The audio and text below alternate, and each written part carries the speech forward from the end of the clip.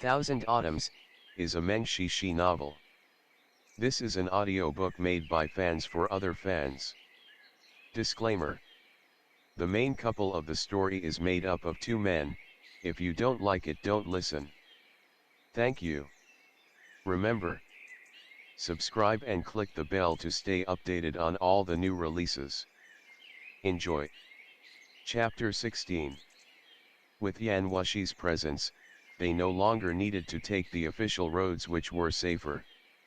In order to take a shortcut, instead of passing through Chang'an, Yan Wushi went straight down south to Luo Prefecture, then went toward Yu and Sui prefectures from there. This road shortened the distance a lot, but because these places were close to the border between Qi and Zhou, they were not very peaceful. Since the disasters at the end of last year, lands that were affected by the drought expanded for thousands of miles, and every place was filled with refugees rushing toward nearby ration storages. Yan Wushi didn't need to ride a carriage, so he didn't even rent one. He simply walked ahead by himself, with much of an attitude of if you can follow up, then you should, if you can't, you still have to. They traveled like this for several days, with one person following the other. As they were about to enter the capital of Xiang Prefecture, they met another group of refugees outside of the city. These people were originally from Guang Prefecture. Because of the famine there, they had to trudge through thousands of miles to the more affluent Xiang Prefecture. However, who would have thought that not only did the regional inspector here refuse to open the city gate for them, he even ordered the soldiers to be strictly on guard, not allowing even one refugee into the city. The refugees didn't have the strength to try their luck at the next place, so they had to stop and settle on the spot, practically waiting for their slow deaths. From the perspective of the regional government, it was totally understandable that the regional inspector of Xiang Prefecture would do so because the amount of food in a city was limited. If he let the refugees in, then he had to be responsible for settling them down. But these people should have been under the jurisdiction of other regions. By doing so, it would only add more pressure to his own Xiang Prefecture. Locals would end up being implicated the day that Xiang Prefecture no longer had enough food. Nowadays, the Emperor of Qi, Gao Wei, was busy seeking pleasure and not in the mood to manage national affairs. Before the food allocated by the Imperial court could reach its destination, it was already exhausted through layers of exploitation. Even if the regional inspector of Xiang Prefecture were to accept all of these refugees into the city, he would not get any reward or commendation from the Imperial court. Xiang Prefecture was already very close to Mount Xuandu. If one traveled southwest for a few more days from here, they would arrive at Mount Xuandu that was located next to Mian Prefecture. The closer they were to Mount Xuandu, the better Yan Wushi's mood seemed to become. He even slowed down his pace to wait for Shen Qiao to catch up, while getting quite interested in pointing out the local sites and cultures to him. At first glance, people who weren't aware of their relationship would probably think that they were a pair of old friends traveling together. He told Shen Qiao, in the Warring States period, Xiang Prefecture belonged to Chu, therefore it has kept a lot of Chu culture. The place could be regarded as a populous and affluent land, but unfortunately, Gao Wei wasn't in the mood to operate it. The Gao family's several generations of meticulous care would probably decline in his hands. Yan Wushi obviously didn't have any respect for the Emperor of Qi. He addressed him directly by name the moment he opened his mouth. Shen Qiao squinted his eyes. He vaguely saw a lot of people gathering outside of the city, most of which were elders, children, and women. Fortunately, the weather was not very hot yet. Otherwise, there would probably be a large outbreak of pestilence because of it.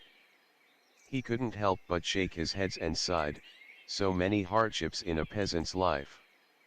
Yan Wushi commented indifferently, in fact, these scenes can be found in other countries as well. Since the uprising of the five barbarians at the end of the Western Jin dynasty, all parties have been engaging in power struggles, with countless bloodshed and lives thrown into them already. This kind of famine appears every year, especially around the borders. In order to avoid responsibility and divert the pressure, each country is rather eager to push refugees to other countries. When a prosperous year comes by, they would then declare wars and annex the cities of neighboring countries. Mutiny occurs frequently within countries, and political powers alternate easily, changing the country's official name every few years. Then of course, no one really puts their thoughts into ruling a country, and Northern Qi is just more so compared to others. Shen Qiao replied, but I heard that sect master Yan holds some kind of high official position in Northern Zhou and their emperor relies heavily on you. I suppose in your heart, you must think that Northern Zhou is more likely to unify the world. With his hands clasped behind his back, Yan Wushi slowly said, there is never much to choose from among the emperors, whether it is the wise ones or the incapable ones. The only difference is that some are able to restrain their desires while the others either can't or don't want to.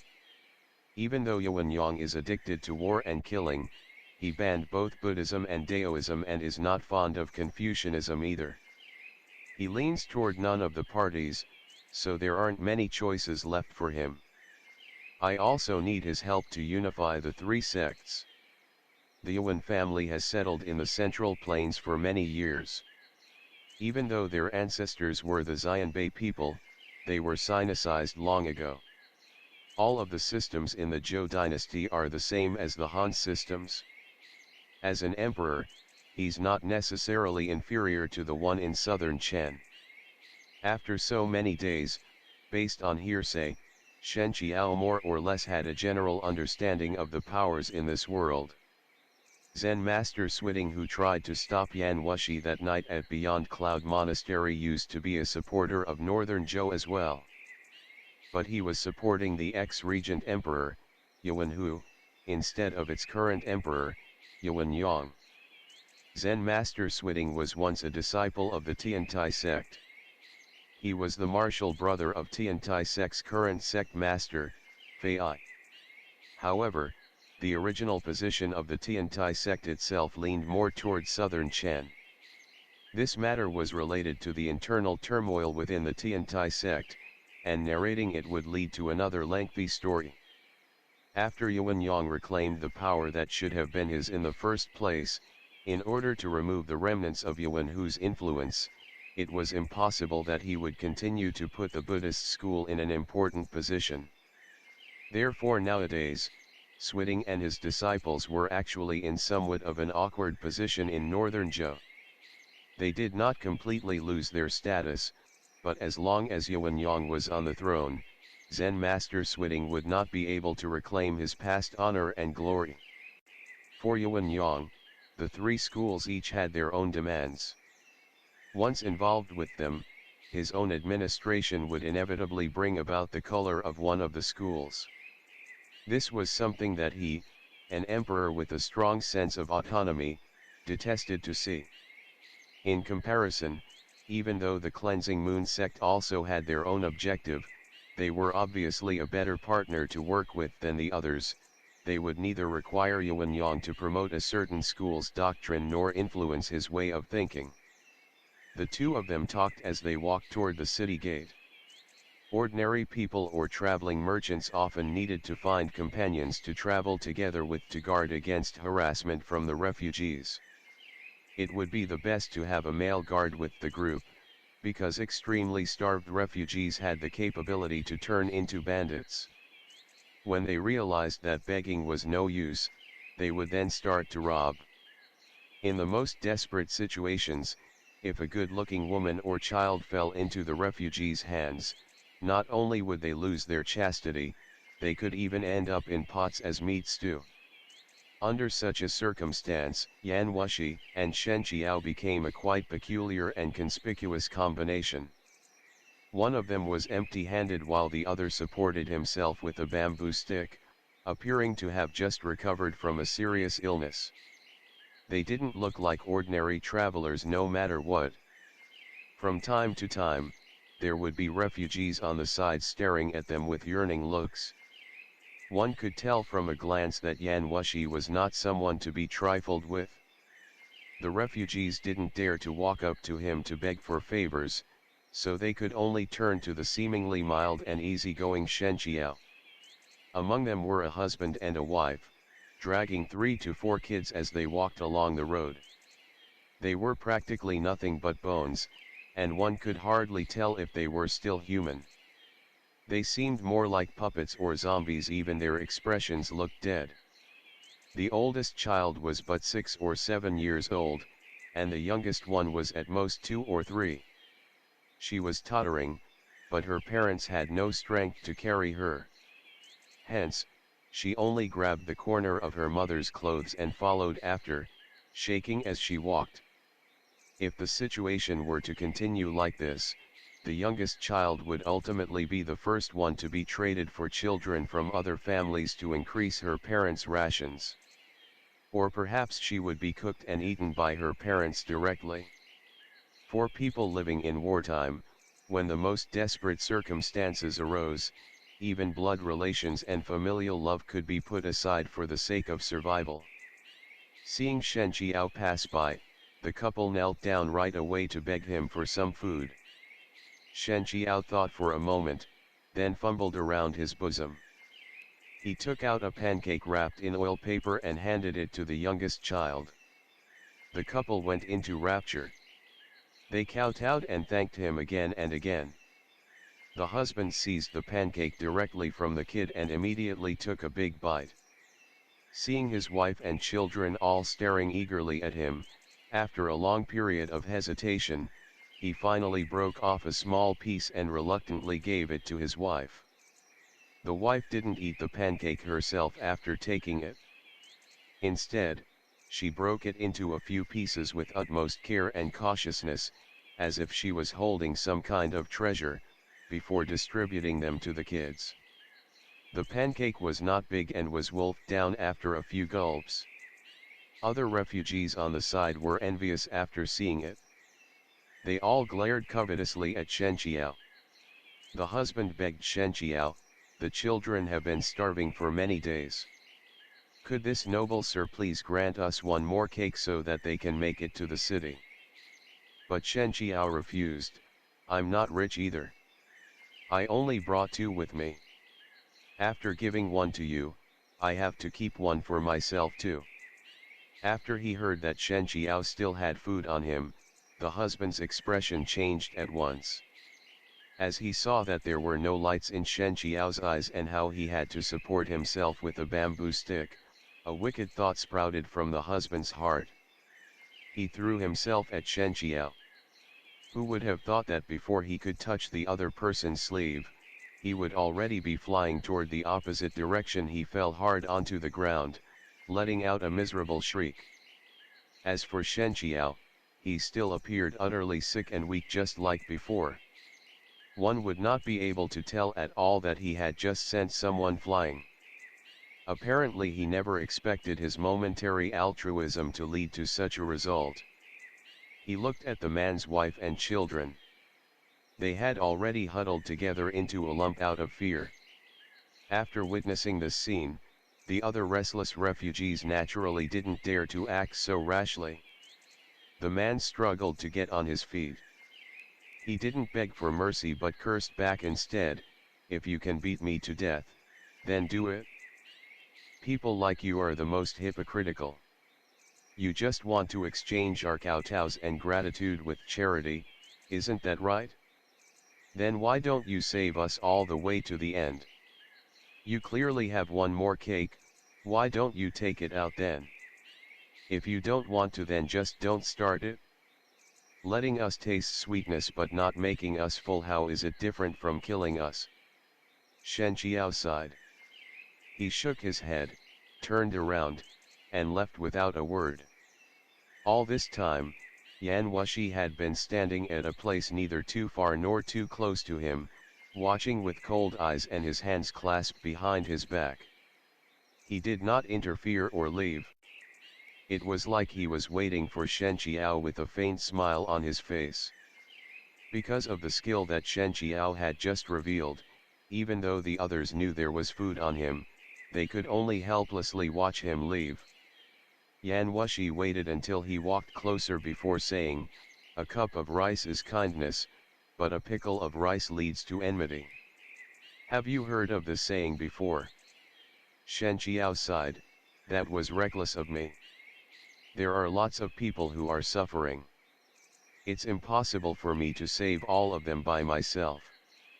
Yan Wushi satirized, "Even their father doesn't care about his children's lives anymore, but you actually went to help him take care of them." Sect leader Shen sure has a heart for great love, but unfortunately, human nature and desires are a bottomless pit that can never be filled. He'll never understand your kindness. If you hadn't been able to defend yourself today, you might have been cooked into meat stew already. Shen Qiao thought about it seriously. If I hadn't been able to defend myself today, I wouldn't have chosen this path. I would rather take a detour and walk a little farther just to avoid places with refugees. It's human nature to seek advantages and avoid disadvantages. I'm not a saint, and therefore I am no exception. It's just that I cannot find it in my heart to see people suffering." He chose what was good and held fast to it, while Yan Wushi believed that humans were inherently bad. They could not come to an agreement since their beliefs differed right from the get-go. It was true that Yan Wushi could have killed Shen Qiao in terms of martial strength, but even if he were to clutch Shen Qiao's neck, he could not have changed Shen Qiao's way of thinking. With this little episode, the tense atmosphere between them, which had finally quieted down, had now fully returned. "Mr." A small, weak voice came from behind. Shen Qiao turned around, but all he saw was a vague figure. It was petite and short, a figure that probably belonged to a child. The child ran up and knelt before him, kowtowing 3 times earnestly, "Mr., thank you so much for granting us the cake. Dad was rude to you. I could only give you a kowtow. A great person like you must be generous as well. Please don't mind him. How could he fuss about it with a child?" Shen Qiao let out a sigh, then stepped forward to help him up. "I didn't take it to heart. I heard that it'll be Buddha's birthday in a few days. People in the capital of Xiang Prefecture worship the Buddha. At that time, they will set up charity booths to give out kanji, and they will also let a certain amount of refugees into the city. You still have a slim chance at survival." The boy's eyes brightened. He kowtowed repeatedly, "Thank you for telling me, Mr. If there's a chance in the future, I'll definitely repay you. I'll set up a longevity tablet for you." Shen Qiao patted his head and gently replied, "There's no need for those. You take good care of your mother and your younger siblings." The boy nodded vigorously. Then he whispered, "You may rest assured. Actually, I didn't eat the cake Mom gave me. I secretly passed it to my little sister." Shen Qiao felt sad listening to him and sighed internally at how thoughtful the boy was. After thinking about it a little, he still decided to feel around his bosom and take out the last pancake. He handed it over to the boy. "Take this back to eat. Don't let your father find out again." The child was malnourished and sickly from starvation, but with a strength that came out of nowhere, he refused to accept it no matter what. In the end, Shen Qiao had to force it into his hand. If you continue to refuse, there will be more trouble when other people see it. By then the boy had no choice but to accept it. He then knelt down and kowtowed to Shen Qiao again, insisting, "Mr., please tell me your name." "My name is Shen Qiao." "Shen Qiao," the child repeated it a couple times. He probably had mistaken the word Qiao as some other word with other meanings, but Shen Qiao didn't specifically emphasize or correct him. The boy left, looking back several times after each step. Yan Wushi said, "It's getting late, let's enter the city soon." Shen Qiao was actually a bit surprised to see Yan Wushi not satirizing him this time. He laughed, "You don't have anything to say?" Yan Wushi replied coldly, "A certain someone just likes to do stupid things and won't listen even if I tell him.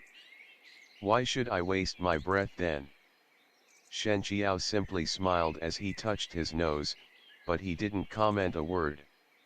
It was true that there was a lot of malice in this world, but he didn't want to deny the existence of goodwill and kindness just because of the malice.